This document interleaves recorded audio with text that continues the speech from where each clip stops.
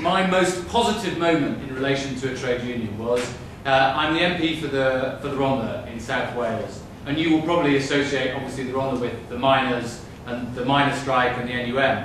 And that's long before I arrived, I'm afraid. I mean, I've seen the movies, and when I was at Theological College, we did raise money and so on. But my real memory is when Burberry, who had a factory in the Rhondda which had been there since the 1950s, previously called Polikoff's, but making Burberry raincoats and various other things, decided that it was going to close its factory. And nobody had warned anybody about it. I suddenly had a phone call from somebody on the shop floor saying, perhaps you should be listening to this, because the chief executive was standing up and reading out how they were going to close the factory on Christmas Eve, would you believe? And I managed to get to the factory within a couple of hours, and we then ran a campaign with the GMB and a few members of Unite who were also there. It was predominantly led by the GMB, which was really imaginative in the way that Polly said. We managed to get every Welsh actor, singer, or person who'd ever been through Wales and was famous to hold a view on the closure of the Burberry factory. On the day before Christmas, would you believe, they decided that we persuaded them that they were going to keep it open until March, because I said that they would have calumny heaped upon them if they closed on Christmas Eve. And they did decide to do that, but they decided to give every worker at the Burberry factory a £20 voucher which they could only spend in a Burberry shop. Now, the only Burberry shop near the Rhondda, well, there isn't one, it was Regent Street. So basically we got a bus, and we put everybody on a bus on a Saturday morning, and we went up to Regent Street with our vouchers, and the only thing you could buy for £20 in a Burberry shop was a scrunchie. Now, I didn't know what now some of you know what a scrunchie is. The bald gentleman in the room won't know what a scrunchie is, but we sent all the bald men in to go and buy scrunchies. And this, of course, was broadcast on Chinese media, Japanese media, American media, and all the rest of it.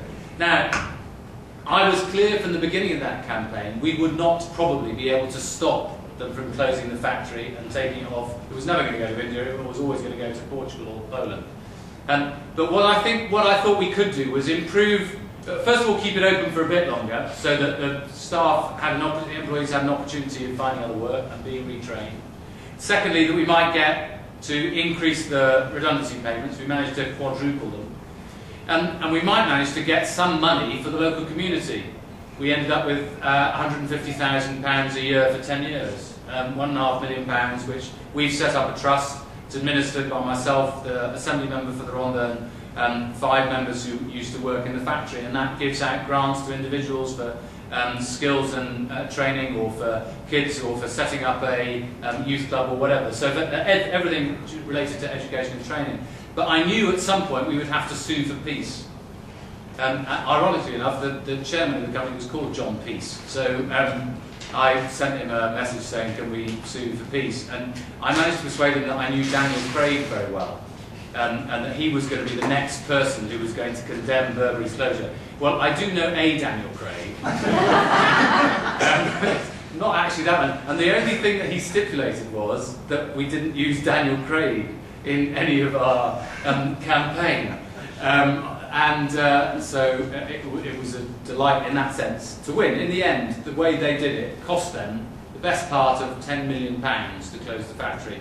Now, to be honest, they were only going to save £250,000 a year. So what the reason was for closing, I haven't the faintest idea. But through the union connections around the world, we managed to close shops in New York, in Chicago, in Vancouver, in Adelaide, I don't know why Adelaide, but Adelaide, in China and Japan on one specific day, and we caught the imagination, I think.